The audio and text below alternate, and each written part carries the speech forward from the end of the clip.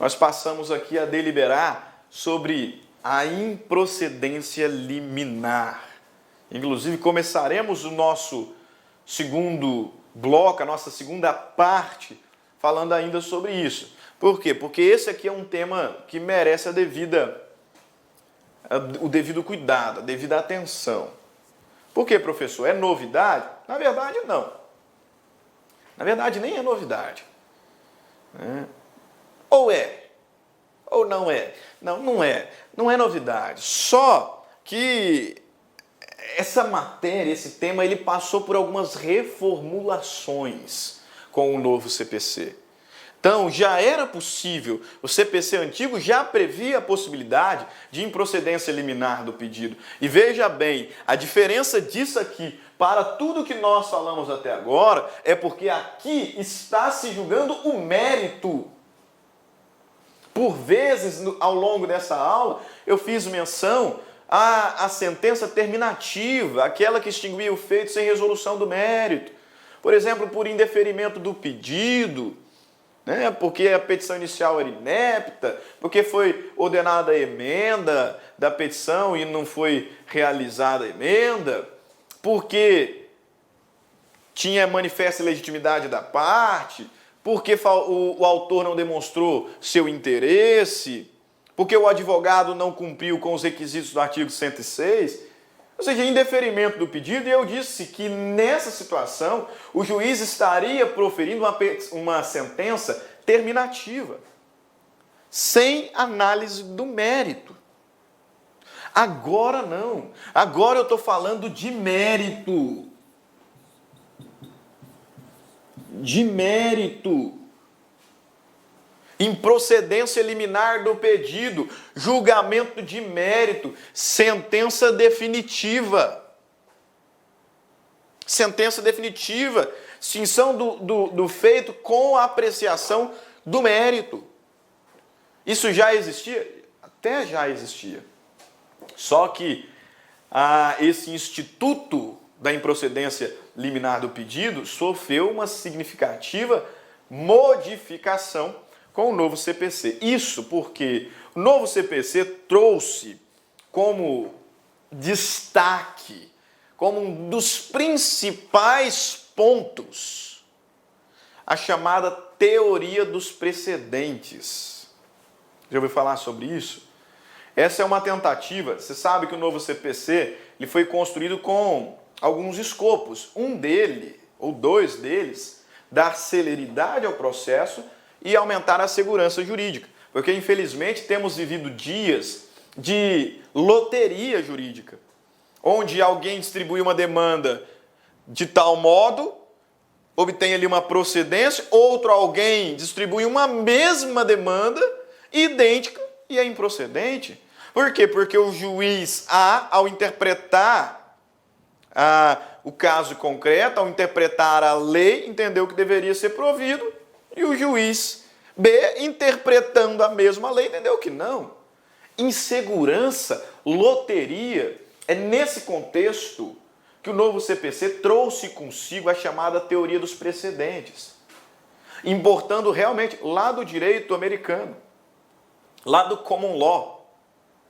Você já percebeu quando você assiste lá os filmes americanos, as séries americanas, e de repente o advogado diz que Vossa Excelência, com fundamento no precedente McDonald's contra McBonald's,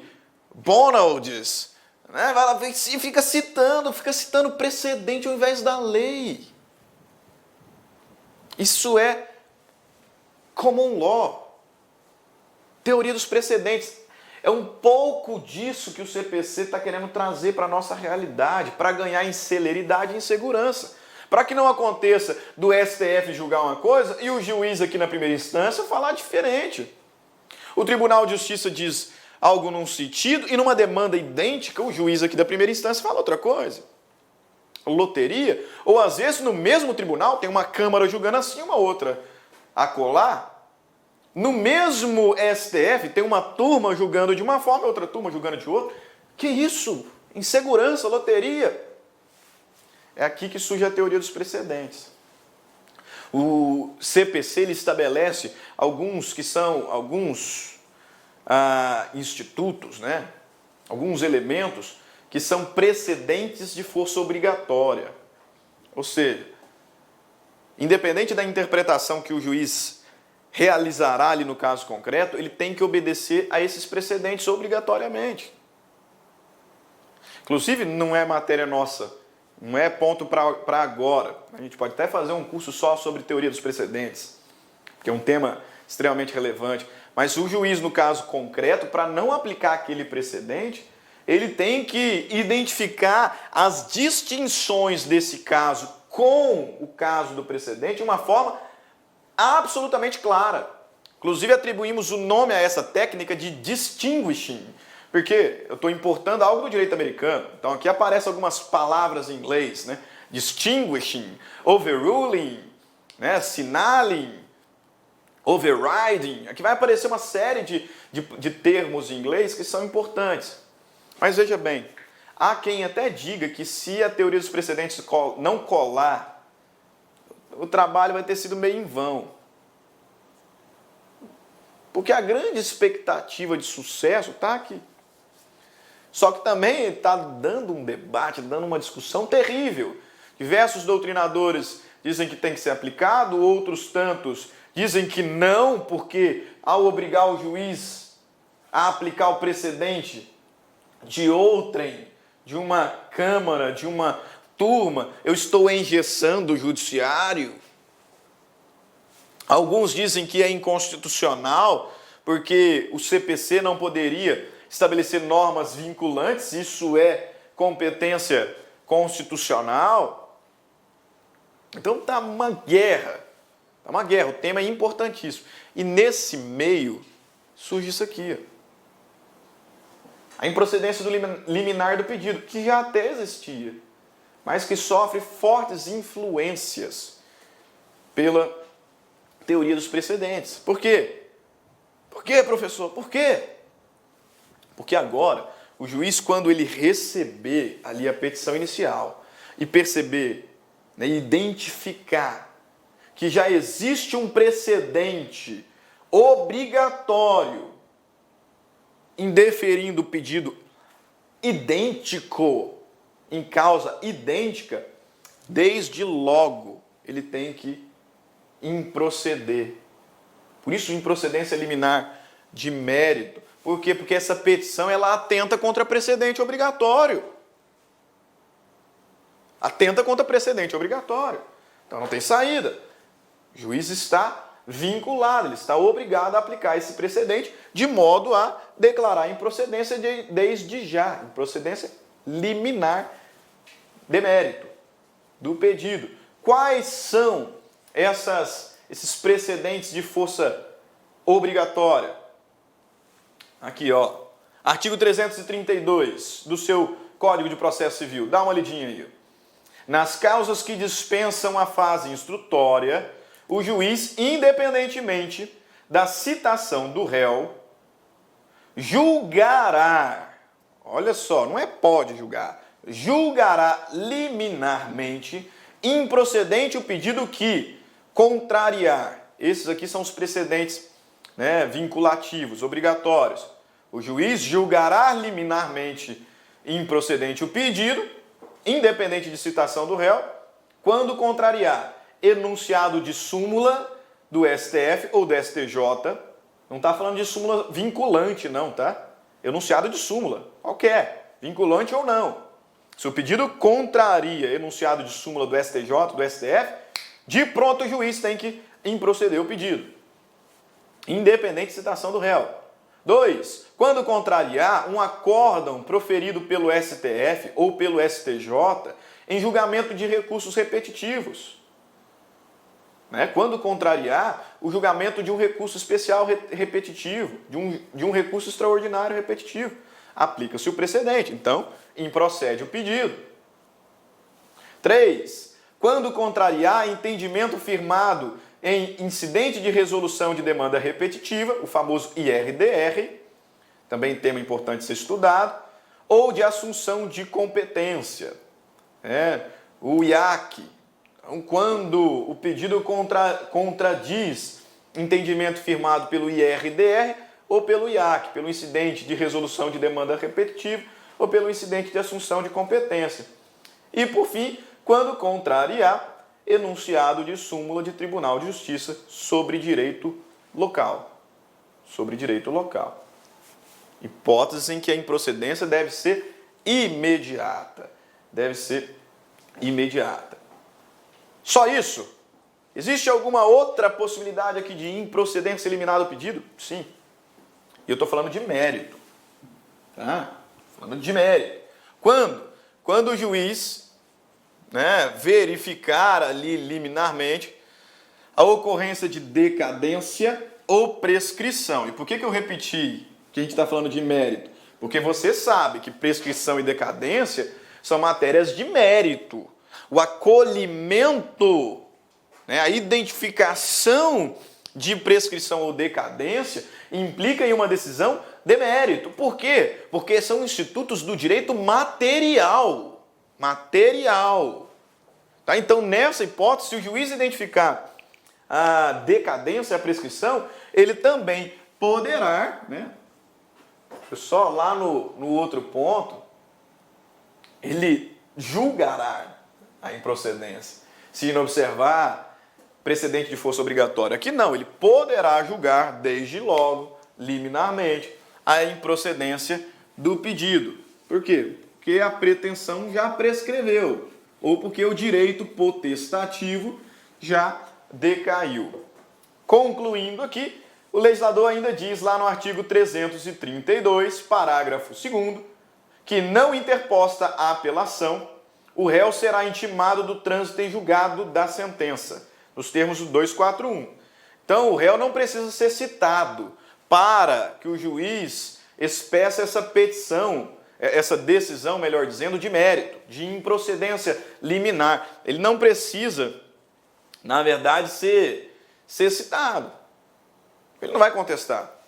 Nesse caso aqui, é que se não for interposta a apelação, que é o recurso cabível contra a sentença, então transitar em julgado, o juiz vai apenas intimar o réu para poder notificá-lo, porque o processo já não existe mais. Não vou chamá-lo para integrar, só para dar nota. Olha, até foi ajuizada uma ação contra o senhor.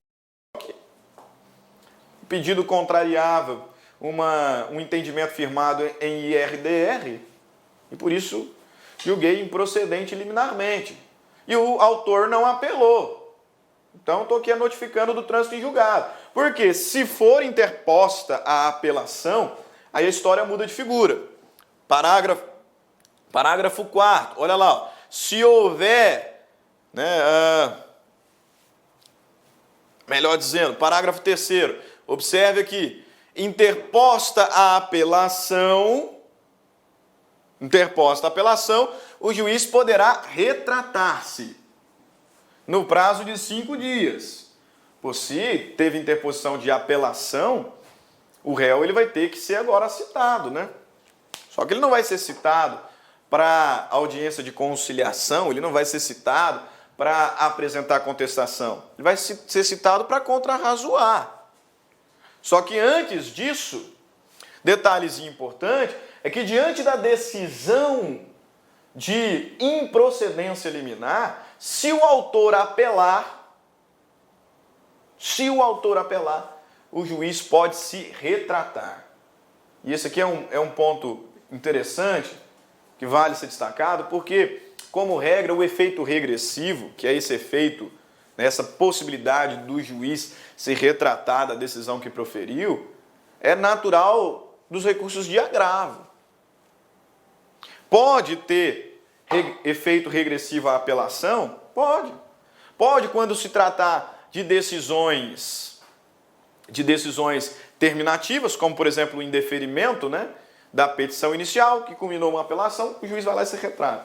Pode fazer isso? Pode. Se a decisão, se a sentença não apreciar o mérito, ele pode se retratar. Efeito regressivo. Agora, se analisar o mérito, como regra, não.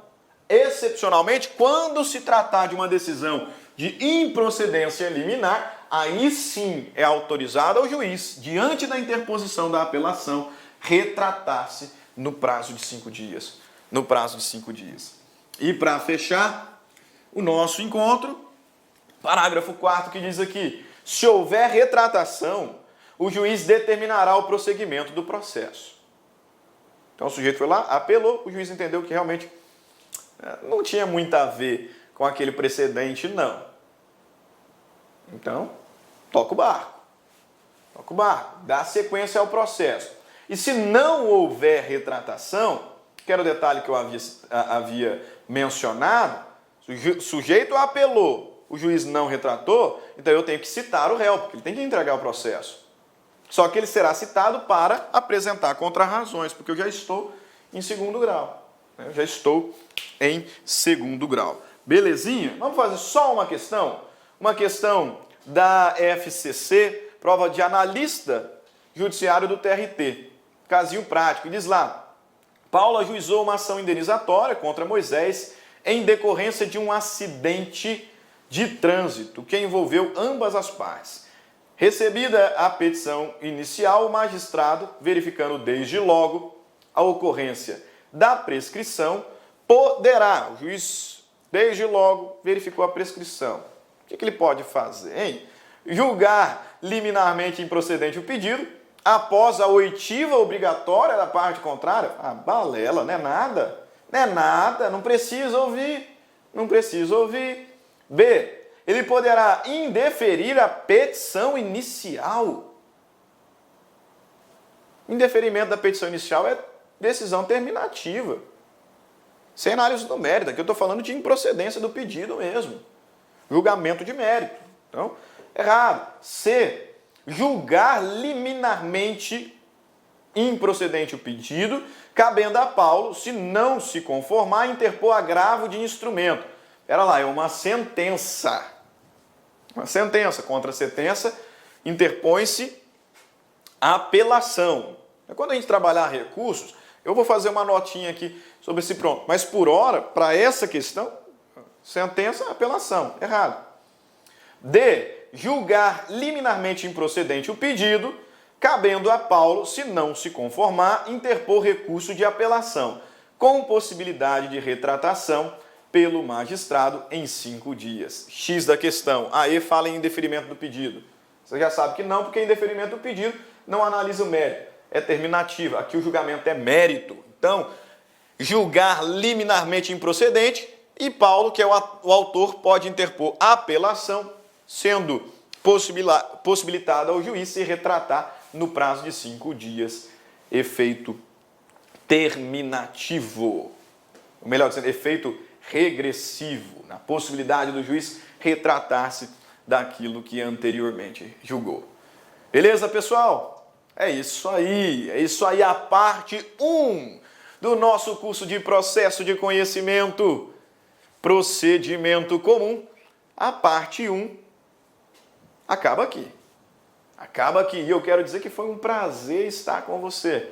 E espero vê-lo novamente na nossa parte 2, onde trabalharemos ainda a citação, onde nós trabalharemos a audiência de conciliação ou mediação, falaremos sobre contestação, reconvenção, revelia, ou seja, tem muita coisa ainda para tratar. Por isso, volta lá, hein? Espero você na próxima aula. Ficamos por aqui. Um grande abraço. Fique com Deus. Tchau, tchau.